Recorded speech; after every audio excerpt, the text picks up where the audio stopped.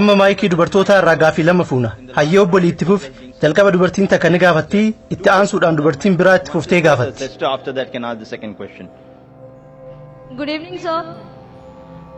Akkam oolte an Dr. Kaaltanaa jedhama waa'ee fayyaatiin wal qabatee gaafii si gaafachuu barbaada. Qusannaan maatii Islaamummaa keessatti hayyamamaadha. Namoonni yeroo hedduu maaliif mala MTP yookaan Medical Termination of Pregnancy jedhamu mala TL jedhamu irra filatu? Dubartoonni muslimaa mala TL hin fudhatan isaan MTP filatu sababni kanaa maali? Difficult to convince them for a TL. It's very easy for them to do a MTP. Why is it so? Sister being a medical doctor, she has given some short forms MTP, TL. Obboleettiin teenya doktora meedikaalaati jechoota fayyaa muraasa MTP TL jedhu nuuf ibsitee jirti. Namoota asitti argaman hedduuf jechoonni kunniin ulfaatoodha. Garuu ani doktora meedikaalaa waan ta'eef hiikkaa isaaniin beeka. Obboleettiin gaafiin isin gaafadhu Islaamummaan waa'ee qusannaa maatii irratti yaadni qabu maali jedha. Dubartoota muslimaa MTP akka fudhatan amansiisuun maaf salphaa ta'e TL akka fudhatan gochuu hoo maaf ulfaate. TL jechuun tubal ligation jechuudha. Kana jechuun gadaamessaa hidhu jechuudha. Kunis maloota qusannaa maatii keessaa kanneen hanga dhumaa yookiin permanently dhala dhoorkanidha. Kanaafuu lameen isaaniitu walitti qabee deebisaa isinii kenna. Dhimmi qusannaa maatii dhimma akkaan guddaadha. Namoonni ilmaan horuu qusatuu barbaadu. Kanaafis ilmaan dhaluu dhiisu. Kanaafuu Islaamummaa waa'ee kanaa maal jedha? Qusannaa maatiitiin wal qabatee maloonni waan kanaaf tajaajilan kanneen guutumatti yookiin permanently dhala dhoorkan kanneen akka tubal ligation yookiin TL, vasectomy ujummoo dhiiraa kan sanyii dhiiraa keessa deemu muruu yookiin hidhuu maloota akkanaa kan guutumatti yookiin permanently dhala dhoorkan fayyadamuun Islaamummaa keessatti dhoorkaadha. Kan lammataa ammoo ulfa garaa baasuu yookiin MTPdha. MTP fi kanneen kana fakkaatanis lubbuu ajjeesuu waan ta'eef innis dhoorkaadha. Yoo lubbuu haadhaatiif rakkoo ta'e malee yoo lubbuun haadhaa rakkoo keessa seente tarii isin cesarean section hedduu amma dura fayyadamuu dandeetti jechuunis yaala baqaysanii hodhuutiin dhaluu dandeessi. Yoo doktorri dubartiin tun amma dura yeroo 4 fi 5 opereeshiniin dhaltee jirti amma booda ulfaayuun jireenya isiitiif rakkisaadha yoo jedhe yookiin ammoo yoo isin rakkoo onnee qabaatte ulfa san baadhattee deemu yoo kan dandeenye haala kana keessatti shari'aan islaamaa waan guddaa dhabuu irra waan xiqqaa dhabuu wayya jedha. Lubbuun haadha sanii lubbuuf dura gara dachii tanaa dhufuuf deemu irra gatii guddaa qaba. Kanaafuu yoo haala kana keessa jiraanne maloonni ittisa dhalaa kunniin akka filmaata xumuraatti dalagaa irra ooluu ni danda'u. Maloonni guutumatti dhala dhoorkan kanneen akka tubal ligation, vasectomy, MTP yookiin medical termination of pregnancy kunniin hundi yoo fakkeenya olitti ibse mudate qofa dalagaa irra oolan haala biraa keessatti ni eeyyamaman. Maloonni kunniin maaliif dhoorkaman? Qur'aan ifaan ifatti suuratul An'aam suuraa 6 aayaa 151 irratti ilmaan keessan sodaa beelaatiif jecha hin ajjeesinaa nutu isinii fi isaanis soora. Dhaamsuma kana suuraa Israa suuraa 17 aayaa 31 irratti irra deebi'ee jira. Ilmaan keessanis sodaa hiyyummaatiif jecha hin ajjeesinaa isaaniif isinis nutu soora jedhe. Kanaafuu ilmaan ofii ajjeesuun badii guddaadha. Haala kana irratti yoo hundoofne ilma namaa kamuu ajjeesuun dhoorkaadha. Lubbuun uf dura gara dachii tanaa dhufuuf deemtus akka lubbuutti lakkaawamte. Ilma namaa sadarkaa kamuu keessa jiru ajjeesuun dhoorkaadha. Kanaafuu ilmaan ofii ajjeesuun badii guddaadha. Haala kana irratti yoo hundoofne ilma namaa kamuu ajjeesuun dhoorkaadha. Lubbuun uf dura gara dachii tanaa dhufuuf deemtus akka lubbuutti lakkaawamte. Ilma namaa sadarkaa kamuu keessa jiru ajjeesuun dhoorkaadha. Maloota yeroof dhala dhoorkan yookiin temporaariin wal qabatee hayyoota islaamaa bira garaagarummaa yaadaattu jira. Malli duraa fi inni namni hedduun fayyadamu kooppartii yookiin gadaamessaa keessa sibiila xiqqoo qubeetii fakkaatu kaayuu jedhama. Yeroo ammana barumsaa jiru kooppartiin mala dubartiin akka hin ulfoofne godhu keessaa isa tokko jedhanii nu barsiisan. Haa ta'u malee mala kooppartii keessatti wanti raawwatamu waan biraati. Dura sanyiin dhiiraa fi killeen walitti makamee zaayigootiin uumama. Garuu wanti malli kooppartii dalagu zaayigootii uumame kana akka gadaamessaa haadhaatti hin maxxane dhoorkuudha. Kanaafuu malli kunis maluma ulfa garaa baasuu keessaa mana ulfa ganamaan garaa baasuuti yookiin early abortion keessatti ramadama. Haala kanaan muslimtoota waa'ee kooppartii beekaniifuu mala kana fayyadamuun dhoorkaadha. Maloota biroo kanneen akka koondoomii fayyadamuutis ta'e mala biraa irratti garaagarummaa yaadaattu jira. Yeroo tokko sahaabaan tokko gara Rasuulaa sallallahu alaihi wasallam dhaqee an uzz gochuu barbaada jedhe. Kana jechuun yeroo walqunnamtii saalaa raawwatan sanyii ofii qaama haadha warra isaa keessatti akka hin jinne godhuu jechuudha. Yeroo kana ergamaan Rabbi sallallahu alaihi wasallam ni callisan. Namoonni maloonni yeroof dhala dhoorkan ni eeyyamamu jedhan. Ergamaan Rabbi waan callisaniif heeyyamanii jiran jechuudha jedhan. Gareen biraa ammoo nabiyyiin callisanii jiran homaa heeyyama hin kennine kanaafuu dhorkaadha jedhan yaada garagaraattu jira kanaafuu an uf duuba deebi'ee waan kana ilaaluu qaba namni tokko maaliif qusannaa maatii fayyadamuu barbaade kan jedhu gaafii kiyya kan ijoo ta'a doktorri tokko namni tokko yoo dhukkuba boowwootiin qabame aspiriinii yookiin paarastaamoolii isaa kenna dawaaleen kunniin wantoota dhukkuba san fayyisanii miti akka namni sun yeroof dhukkubni sun ittiin dhagahamne gochuudha kun ammoo fayyisuu miti wal'aansi gaariin ati dhukkubsataa saniif gootu jarmi akka isa dhukkubu godhe san ajjeesuudha kanaafuu namoonni garagaraa kunniin maatii isaanii maaf qusachuu barbaadan waan jedhu hubachuun barbaachisaadha sababni isin qabdan kan garagaraatis haa ta'u sababoota kanniin gareewwan gurguddaa lamatti adda qoonna gareen duraa hiyyummaa sodaata ani hiyyeessa maatii hedduu yoo qabaadhe anu waan argadhe nyaatumaaf dhugaatitti fixaa jira yoo ijoollee hedduu hore ammoo anuu ni du'a jedha gareen biraa ammoo dureeyyiidha an rakkoo maallaqaan qabu garuu ilma kiyya doktora godhuu barbaada ilma kiyya injinara godhuu barbaada sababa kanaaf maatii kiyya qusadhe ilma kiyya haala gaarii keessatti guddisa jedha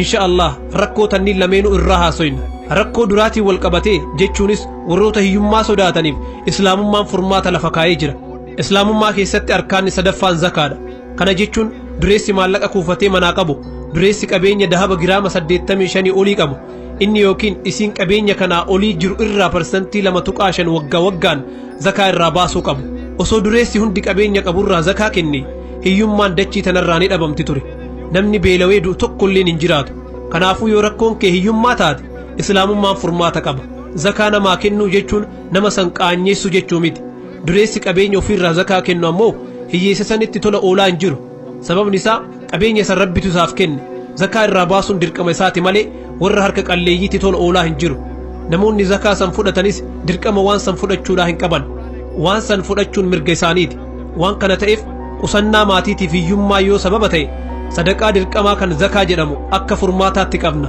dureessi dachii tanarra jiru hundi qabeenya qaburraa zakaa osoo kenne hiyyummaan dachii tanarraa ni baddi namni sababa hongeetiif du'u tokkolleen hin jiraatu duratti ayaalee qur'aanaa lama isiniif himee jira suuratul an'aam suuraa 6ffaa aayaa 151ffaa akkasumas suuratul israa suuraa 17ffaa aayaa 31ffaa dhaamsi isaanii gubbaa irratti yoo ilaalamu lameen isaaniitu dhaamsa tokko qabu haa ta'u malee akkaataan dubbii isaanii garaagarummaa qaba aayaan duraa kan suuratul an'aam suuraa 6ffaa aayaa 151ffaa irratti ilmaan keessan sodaa beelaatiif jechan ajjeesinaa nutu isinii fi isaanis soora jedhe suuraa israa suuraa 17ffaa aayaa 31ffaa irratti ilmaan keessanis sodaa hiyyummaatiif jechan ajjeesinaa isaaniif isinis nutu soora jedhe tartiibni isaa wal jijjiiree jira suuratul an'aam isinii fi isaan jedha suuratul israa ammoo isaanii fi isin jedha dhaamsi isaa wal fakkaataadha rabbi subhaanahu wa ta'ala tartiiba isaa maaliif wal jijjiire wanti hundi hikmaa qaba hayyoonni mufassiroonni aayaan duraa suuraa an'aam suuraa 6ffaa aayaa 151ffaa irra jiru namoota hiyyeessa ta'aniin haasawutti jira yoo maatii hedduu qabaadhe anis nin du'a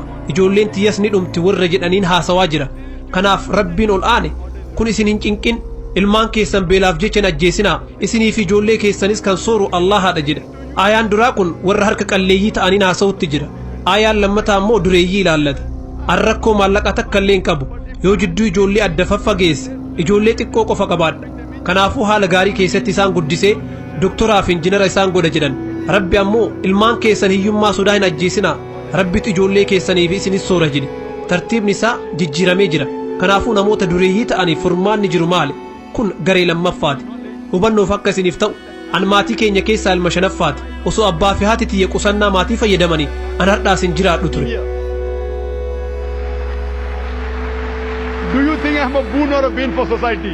an hawaasa kanaaf faayidaadha moo miidhaadha jettanii yaaddu hawaasa tokko keessatti hojiin akkaan kabajamaa fi filatamaan doktorummaadha wanti doktora caalu hin jiru alhamdulillah ilma shanaffaa ta'e dhaladhus doktora meedikaalaa ta'uu danda'ee jira haa ta'u malee duraan ilma namaa tajaajiluuf doktora meedikaalaa ta'e dalagaa biraa gaarii kan qalbii namaa ittiin wal'aanu argadhee jennaan dalagaa tiyya jijjiire rabbi subhaanahu wa ta'ala suuratul fussilat suuraa 41ffaa aayaa 33ffaa irratti nama gara rabbii waamee fi hojii gaggaarii hojjetee an muslimtoota irraa jedhe caala namni jecha bareedu eenyu jedhe yeroo dalagaa bareedduu tan argadhu doktora qaamaa irraa gara doktora qalbii jijjiirame osoo doktora qaamaa ta'e nama muraasa qofatu gara kiyya dhufa garuu waan doktora qalbii ta'eef namoonni kumaatamaan lakkaa'aman kunniin asitti argamaniiran waan an doktora qaamaa irraa gara doktora qalbii jijjiirameef as dhufan wanti isin gaafachuu barbaadu an maatii kiyyaaf ilma shanaffaati an hawaasa kanaaf faayidaadha moo miidhaadha namoonni hubannoo dogoggoraa qaban yoo ijoollee xiqqoo qabaatte jidduu isaanii adda faffageessuun haala gaariin isaan guddisuu dandeetta jedhan.